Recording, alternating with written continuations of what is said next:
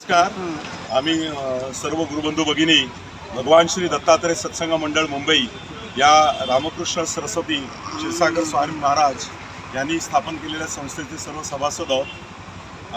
भगवान श्री दत्तात्रय सत्संग मंडळ ही सद्गुरूंनी स्थापन होऊन ती 42 वर्ष या संस्थेला झालेली आहे। संस्थेची दर महिन्याला सत्संगाची बैठक होते। मी सर्वप्रथम सद्गुरूंविषयी माहिती सांगतो। सद्गुरूंचा जन्म 16 फेब्रुवारी 1934 मध्ये नगर जिल्ह्यातील पारनेर तालुक्यातील रायतळे या लहान गावी झाला। वयाच्या 7व्या वर्षी सद्गुरू लहान असताना त्यांना प्रत्यक्ष नरसिंह सरस्वती स्वामींनी दर्शन दिलेलं आहे आणि ते सुद्धा दोहरूपाने। त्यांना सर्वप्रथम आभाळातून दर्शन झालं आणि सांगितलं की आपण गाणगापुरामध्ये या, म्हणून सद्गुरू लहान वयामध्येच गाणगापूर या ठिकाणी गेले। गाणगापूर येथे गेल्यानंतर सर्वप्रथम संगमावर गेले।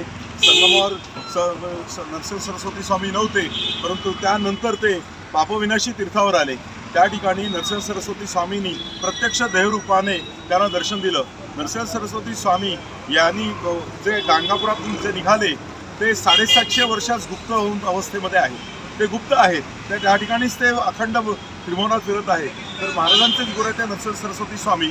तर त्यांनी सर्वप्रथम ज्यावेळी गाणगापुरामध्ये त्यांनी दर्शन दिलं त्यावेळी सर्वप्रथम काय गुरु आज्ञा केली की तू वेदविद्या संवर्धन कर, वेदांची सेवा कर, वेदरक्षण कर। या सद्गुरूंच्या आज्ञेने साधारण पहिले 30 वर्षांचा जो काळ होता तो तपश्चर्येमध्ये गेला। तपश्चर्येमध्ये ही आज्ञा होती की कोणाला काही बोलायचं नाही, काही सांगायचं नाही, मी दर्शन दिलेले काही करायचं नाही। त्यानंतर सद्गुरू आज्ञेने त्यांनी वेगवेगळ्या विविध भक्तांना अनुभव देऊन नगर या ठिकाणी श्री दत्तात्रय निवास अशी जी आहे ती वास्तू बांधली। या याच्यामध्ये नरसिंह सरस्वती स्वामींचे पादुका आहेत। 1974 साली दत्तात्रय निवास या ठिकाणी त्यांनी वास्तू बांधली। त्या याच्यामध्ये हळूहळू एक जशी काळ निघत चालला त्यांची दिवत्वाची प्रचिती अनेक भक्तांना येऊ लागली। मग वेगवेगळ्या परगावचे जे भक्त होते ते सद्गुरूंचे भक्त झाले। सद्गुरूंचे भक्त झाले म्हणजे आता मुंबई, ठाणे, वाशी, डोंबिवली, त्याच्यानंतर नगर, सांगली अशा विविध ठिकाणी असे भारतात आणि भारताच्या बाहेर अशी मिळून 25 सत्संग मंडळ आहेत आणि 25 सत्संग मंडळ जी आहे ती कार्यरत सत्संग मंडळ आहेत। सद्गुरूंनी सांगितलेलं की फक्त तुम्ही स्तोत्र भंडारी किंवा नामजप करू नका, सद्गुरू सेवा म्हणजे प्रत्यक्ष आपल्या धर्माचा तुम्ही जास्तीत जास्त वेदकार्याचा जास्तीत जास्त प्रसार करा। वेद ही भगवंताच्या मुखातील वाणी आहे, वेद अपरुष्य आहे। याचा अर्थ जी काही भगवंताची वाणी जी आहे ती संपूर्ण जी वाणी आहे त्याचा जास्तीत जास्त लोकांपर्यंत प्रसार व्हावा हा मूळ उद्देश आहे। आणि ह्याच्यातूनच जे भक्त त्यावेळी बसलेले होते सद्गुरूंच्या मुखातून ही गुरुदर्शन म्हणा किंवा रामकृष्ण लहरी अशी विविध जी आहे ज्ञानसंपदा जी आहे ती त्यांच्या मुखातून आलेली आहे। त्या काळामध्ये भक्तांनी जे होते भक्त त्या भक्तांनी ती लिहून घेतली आणि आज पुस्तक स्वरूपामध्ये जवळजवळ 70 ते 80 पुस्तकं अशी आलेली आहेत। पुस्तकांचं स्वरूप आहे ते फार छोटं ठेवलेलं आहे। माणसाची कॅपॅसिटी कमी असते, त्यामुळे जेवढी छोटी पुस्तकं असतील तेवढी वाचली जातात। आता महत्त्वाचं सत्संग मंडळाचं जे महत्त्वाचं ते कार्य आहे ते म्हणजे वेदप्रसार आहे, वेदांची सेवा करणं आणि प्रसार करणं। तर आपलं या ठिकाणी जे मंदिर आहे पार्लेश्वर मंदिर, या ठिकाणी आम्ही जवळजवळ हे 12वं वर्ष आहे। या ठिकाणी सातत्याने हा प्रसार सेवा होते। हा इथे आम्ही रथ जो घेतलेला आहे असा मोहेबल रथ आहे, हा नेहमी दादर वगैरे या ठिकाणी लागतो। दर सोमवारी दादर या ठिकाणी लागतो आणि विविध गावांमध्ये सुद्धा फिरतो।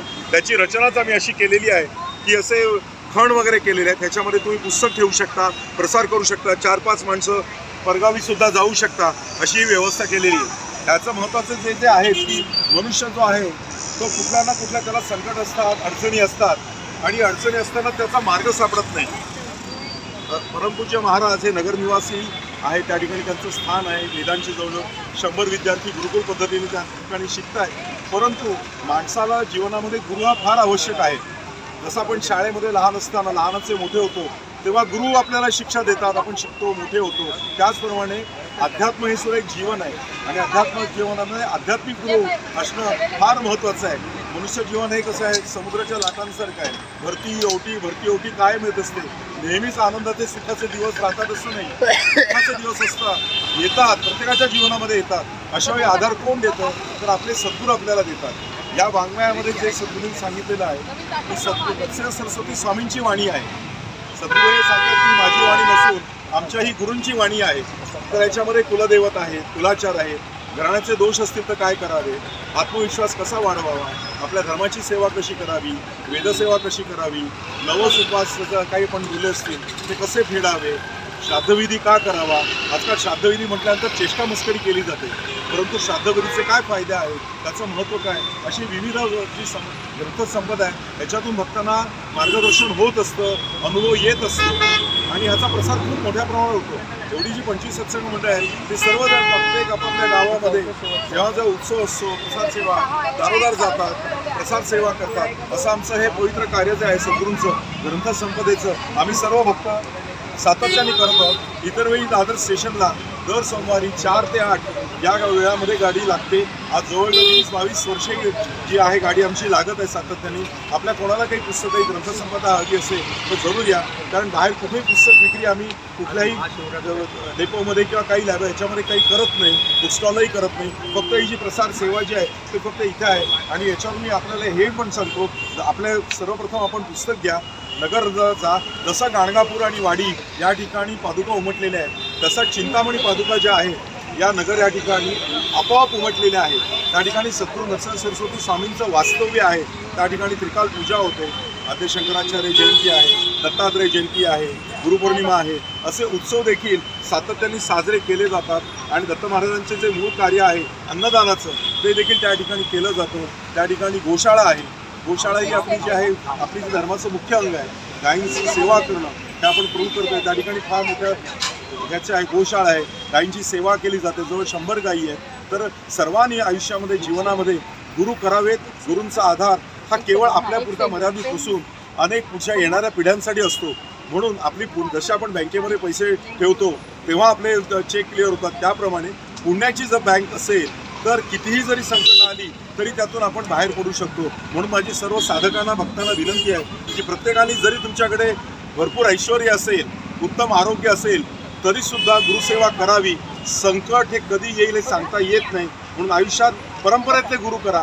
आणि समजा गुरु नाही आपल्याला प्राप्त झाले तर श्री गणेश किंवा श्री भगवान श्री शिवशंकर आहे यांना गुरुस्थानी माना आणि त्यांची अतिशय तन्मयतेने आत्मीयतेने सेवा करा. आपल्या सगळ्यांना या देवतेचा निश्चित आधार मिळेल, त्यांचे आशीर्वाद लाभतील. श्री गुरुदेव दत्त.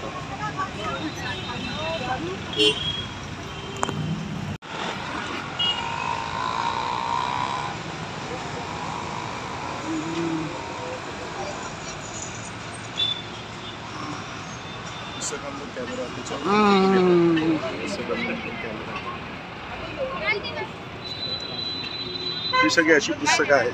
रामकृष्ण लहरी आहे, अमृत वर्षा पुस्तक, नित्य उपासनेसाठी श्री गुरुश्री अवतरणिका आहे. याच्यामध्ये सगळी दत्तात्रयांची स्तोत्र आहे. ही उपासना केली की नित्य अनुभव आम्हाला येतात. उपासना म्हणजे तरी काय आहे? उपासना म्हणजे संरक्षण कवच आहे. ज्यावेळी तुम्ही देवांच्या समोर जाता बसता उपासने देवापर्यंत तुम्ही देवतांपर्यंत पोचता आणि देवतांचे आशीर्वाद लाभतात. म्हणून उपासना महत्त्वाची आहे. म्हणजे उपासना म्हणून केवळ पुस्तक पाठ असं नाही आहे. तुम्ही या उपासनेद्वारे देवांपर्यंत पोचता, त्या देवतेचे तुम्हाला आशीर्वाद लाभतात, तुमच्या भोवती संरक्षण तयार होतं. आणि म्हणून नित्य उपासना करणं हे फार गरजेचं आहे आपल्यासाठी आहे, हे काही देवासाठी नाही आहे. गुरुचरित्र वाचल्याचं फळ आहे. याच्यामध्ये गुरुचरित्र वाचल्याचं फळ आहे. गुरुचरित्र आहे याच्यामध्ये. ह्याच्या आतमध्ये लिहिलेलं पण आहे. संक्षिप्त रूपे जो 53वा जो भाग आहे तो सगळा गुरुचरित्राचा जो आहे सार आहे.